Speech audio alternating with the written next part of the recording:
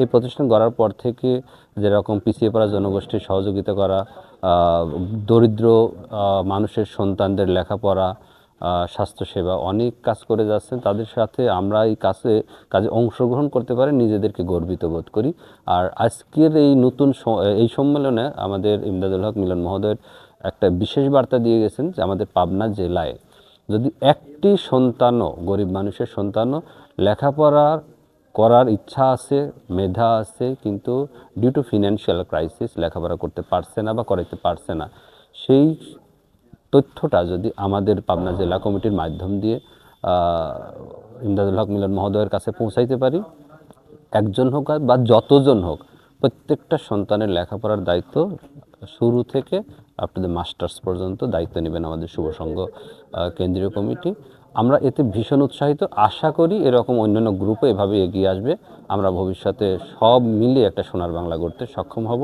আমরা বসুন্ধরা শুভ সংঘের উন্নয়ন কামনা করছি, বসুন্ধরার ব্যবসায়িক সফলতা কামনা করছি। সর্বোপরি আমরা যেন এই ব্যানারের মাধ্যমে মানুষ গড়ার কারিগর হিসাবে আমরা বসুন্ধরা শুভ সংঘকে গড়ে তুলতে পারি। দুস্থদের মাঝে প্রায় 150 সেলাই মেশিন বিতরণ করেছি।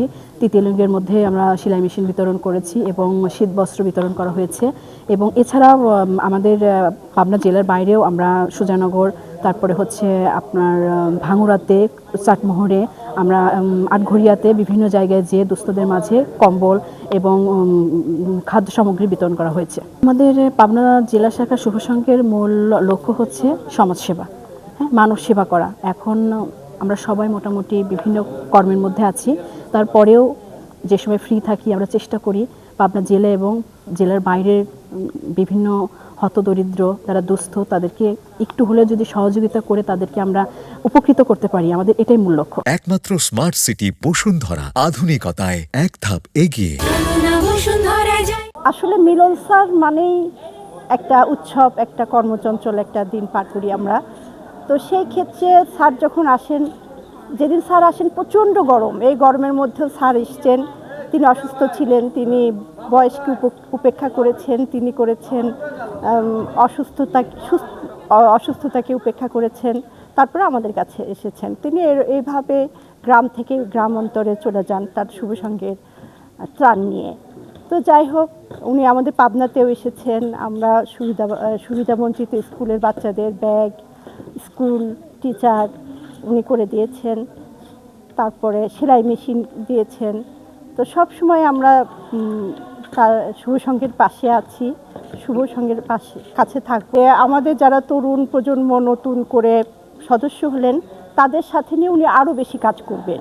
বসুন্ধরা শুভ সংঘ পাবনা জেলা কমিটি 2025-এর যে সম্মেলন অনুষ্ঠিত হলো, সেই সম্মেলনে প্রতি বছরের ন্যায় এবারও আমাদের অত্যন্ত প্রিয় মানুষ, এপার বাংলা ওপার বাংলার জনপ্রিয় কথা সাহিত্যিক ইমদাদুল হক মিলন ভাই আমাদের মাঝে উপস্থিত ছিলেন। এবং আমরা সারাদিন ব্যাপী কর্মসূচির মধ্যে ছিল, আমাদের কমিটি গঠন হয়েছে, কমিটি ঘোষণা হয়েছে, পুরাতন কমিটিকে বিলুপ্ত করা হয়েছে।